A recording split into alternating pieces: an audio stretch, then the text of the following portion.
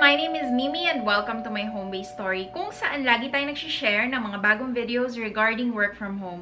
Kaya naman kung bago kayo sa ating channel, please consider subscribing. Ayan, so ang topic natin today guys is one of the options kung paano nyo mawi-withdraw yung mga earnings nyo from your home-based work. So kadalasan dun sa mga shinare ko, diba, PayPal yung method ng pag-withdraw nila. But do you know guys that there are other better options, especially kung directly employed kayo kay client. And isa na nga dyan yung i-share ko sa inyo today, which is yung Payoneer. So stay with me guys until the end of this video para malaman nyo ano nga ba yung mga advantages or mas magandang reason kung bakit mas okay na gamitin si Payoneer compared to conventional or yung mga karaniwan na natin ginagamit like PayPal. Ayan.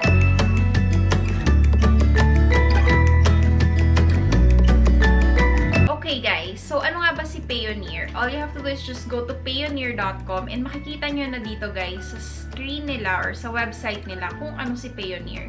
Basically, it's another portal saan pwede nyong ipadala yung mga earnings ninyo like PayPal. Start na natin agad. Ano nga ba yung mga benefits or bakit mas maganda sa Payoneer compared sa ibang platforms? Okay? Number one, mas mataas yung exchange rate nila. So, papakita ko sa inyo dito sa screen later kapag nag-withdraw tayo, yung difference ng exchange rate versus nag-withdraw tayo dito sa Payoneer versus sa PayPal. Second, kapag nag-withdraw kayo guys sa Payoneer, same day lang yung transfer. Like, hindi siya instant. Hindi siya kagaya ng InstaPay na instant magre-reflect sa bank nyo. Pero, same day, makukuha nyo na yung swineldo nyo or yung na-receive nyo na amount. Compared sa PayPal, di ba, kapag magta-transfer ka sa local bank, usually it takes about 3 to 5 banking days. And then the third thing na maganda dito kay Payoneer is, apart from your regular earnings, pwede rin kayong kumita through referraling. So, I will put the link down below para makapag-install kayo ng Payoneer using my link where you can earn $35. And, of course, pwede nyo rin i-share yung sarili nyong referral link sa inyong friends and family. So, you can earn your own referral bonus. Ayan.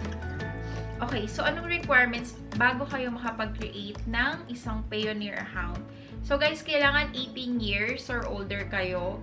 Legally binding na kasi yung kontrata with Payoneer. So, kailangan talaga 18 years old and above kayo. And kailangan, guys, meron kayong sariling bank account. And yun din yung i-share ko sa inyo na little while. Kaya tara na guys, check na natin yung sa computer. Okay, so here we are guys. If you click the link dyan sa description box and pin comment down below, you will be taken here sa page na to where it says Payoneer, freelancers maximize your earnings with the leading payment solution, where you can sign up and earn $35. Ayan, so itong website ni Payoneer, preferred talaga siya ng mga freelancers sa Fiverr, sa freelancer.com, People Per Hour, Upwork, 99 Design. So ayan, may idea na din kayo guys kung saan kayo pwedeng mag-apply ng freelancing marketplace. Pero yon, nakalagay din dyan, ano yung mga good things about Payoneer. They're very proud of their lower fees, faster payments, and greater flexibility. Apart from transferring to local banks, marami rin silang ibang withdrawal options, which we will discuss later. Ayan. Okay. So, click nyo lang tong sign up and earn $35. Ayan. And then, makikita nyo tong page na to where it says Payoneer sign up. So, syempre, pipiliin nyo yung individual and then, lagay nyo lang ang inyong name. And then, enter lang ang email address. And of course, your date of birth. Kasi nga, kailangan guys, you are at least 18 years old. Ayan. And then, click on next. Okay? And then, may papakitang captcha. Lagay nyo lang yung code. And then, click on next. And then, ilalagay nyo yung contact details nyo. So, lagay nyo lang dyan ang inyong address and your city, town, and postal zip code. And then, yung mobile number nyo, lagay nyo din. And click on next. Please fill in the fields in English characters only. So, lagay nyo dyan ang inyong preferred password. And then, pili lang kayo dito ng security question. When is your spouse's birthday? So, issuing country of ID. And kailangan meron kayong ID type. So, it could be any ID, SSS, driving license, passport. Under national ID, anything can fall there na government issued. Like, yung PRC card nyo, yung UMID, PhilHealth card. So, anything na government issued na may number. So, pwede nyo siyang gamitin under national ID. Ayan, so, dapat walang special characters pala. So, you can use any government-issued ID. Just forgo of the special characters. Basta, kailangan alphanumerical lang yung ilalagay ninyo. Kasi trinay ko nung una may dashes, hindi tinanggap.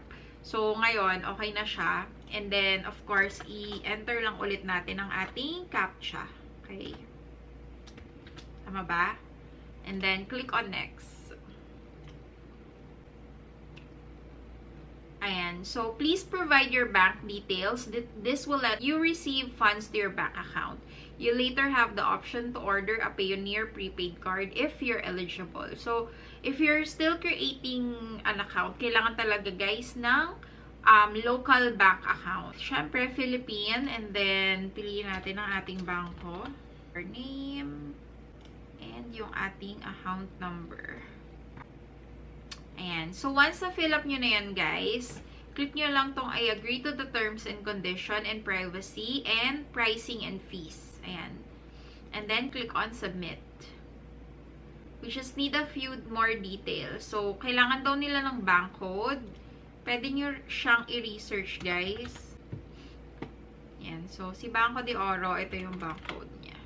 Nasa Google naman siya.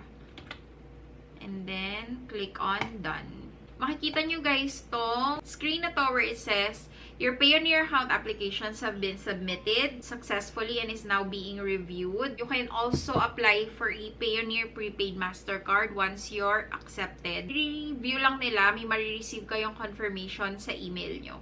So, punta tayo sa ating email. Please verify your email address. Click nyo lang yung verify email. Sabi dito, we are reviewing your application for a Payoneer account. It will take up to 3 business days. Thank you, you've successfully verified your email.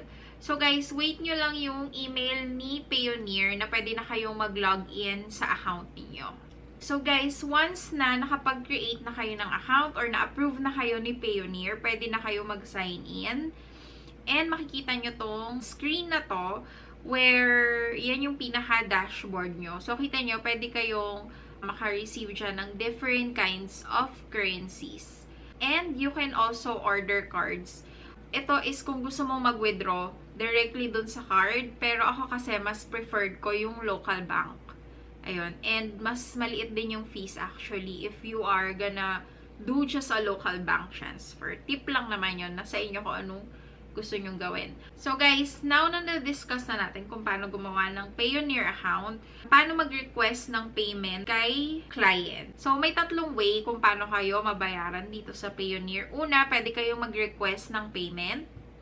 And then, pwede nyo rin gamitin yung global payment service nila. And yung third is yung mass payout companies. Pero kasi, for this one, kailangan yung company nyo is enrolled dun sa service nila na yon. Papakita ko lang sa inyo yung request payment and yung global payment service. So, click natin tong si request payment.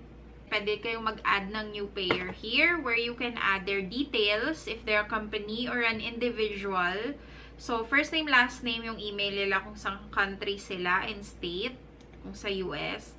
And then, payment details, kung magkano or kung kailangan ng invoice. Ayan. And click on request payment. Papadalan sila ni Payoneer ng email kung saan susundin na lang nila yung instructions kung paano mapapadala yung pera sa inyo. And then, another way to request payment is yung global payment service nila. Kung saan pwede kayong gumawa ng parang virtual account ninyo.